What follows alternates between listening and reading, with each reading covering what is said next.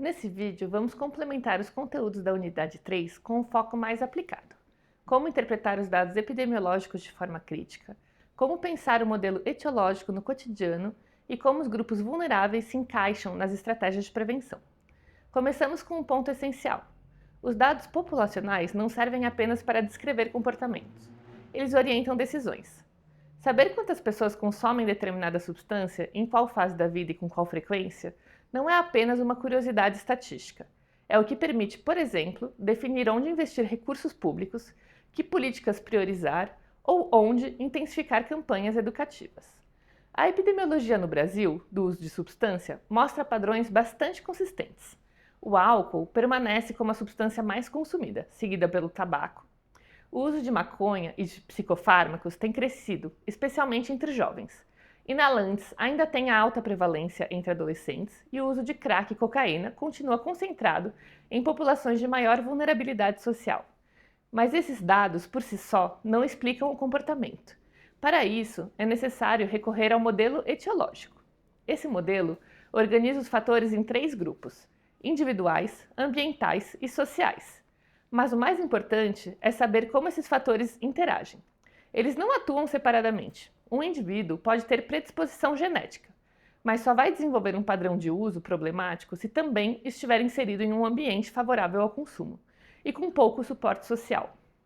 Vamos pegar como exemplo uma situação comum: um adolescente com sintomas de ansiedade não diagnosticado, morando em uma região com poucos espaços públicos e convivendo com colegas que fazem uso de substância.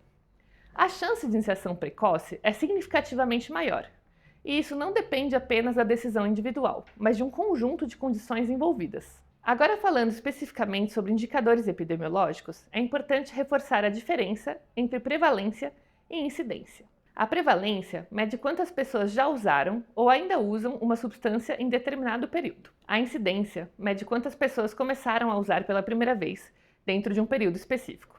Esse tipo de distinção ajuda a entender, por exemplo, se um comportamento está se espalhando ou se estabilizando. Se a prevalência é alta, mas a incidência é baixa, isso pode indicar que o uso está concentrado em um certo grupo populacional. Já se a incidência é alta, pode indicar uma tendência de crescimento entre alguma população. É esse tipo de leitura que permite direcionar ações com mais precisão.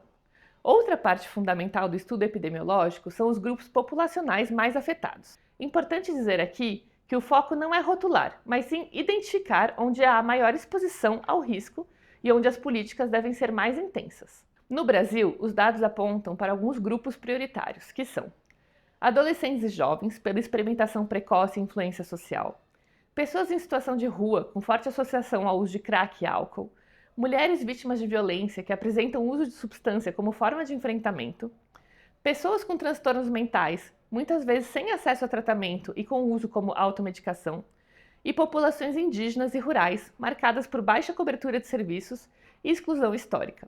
O conhecimento desses recortes permite criar ações mais específicas e efetivas. Uma campanha para adolescentes, por exemplo, precisa usar linguagem e meios diferentes de uma ação voltada para a população em situação de rua. Uma estratégia baseada em dados evita as generalizações e melhora o impacto de ações de saúde pública. Para finalizar, é importante lembrar que os dados mudam com o tempo. Por isso, o monitoramento epidemiológico deve ser contínuo. Novas substâncias surgem, o perfil dos usuários muda, o acesso se transforma. Quem atua com prevenção ou formula políticas públicas precisa acompanhar essas mudanças para que as respostas sejam coerentes com a realidade atual.